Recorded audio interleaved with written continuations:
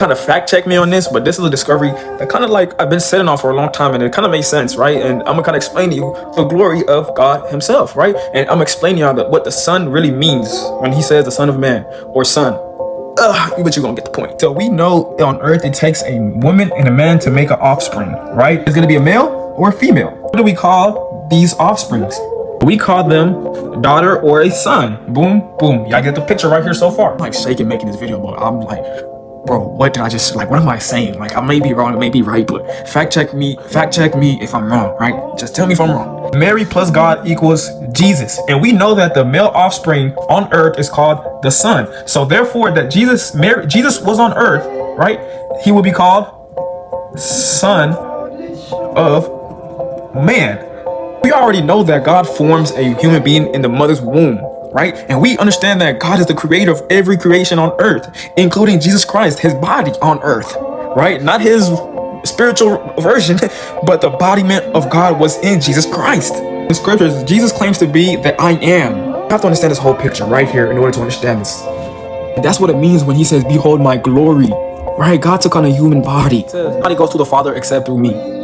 Literally saying you can't go through heaven without going through me. I'm God. You can't go through heaven without coming to me. And He says, I and the Father are one. He already claims that. So that makes a lot of sense right there. And then also, to even back up my claims a lot more further, in the burning bush, right? The burning bush, whenever Moses was talking to a burning bush, God took an embodiment of a physical thing, right? And he was talking to Moses through that thing. Took on an embodiment of a physical thing, right? In the story of Moses, when God was talking to him, he was using a burning bush, and we know that that's God. The same way goes for Jesus Christ, right? And we know that this is God, right? Because He claims to be the I am in scriptures. The Son of Man, Jesus,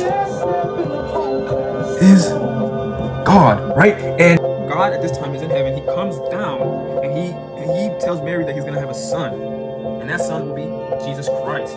Right, the Son of Man. That's why He says, I've sent my Son. The whole thing when He says, I have sent my Son. Son meaning physical. When He says Son, He's referring to Himself as a human being. I've sent myself. I've sent my Son. Right? We know a male offspring of two people is called a son. Right? And He formed Himself inside the womb of Mary because He found righteous in Mary. He found favor with Mary. Right? And that's how we got the Son of Man, Jesus Christ. And that's why He's called the Son. Because of that exact whole thing I just explained to you.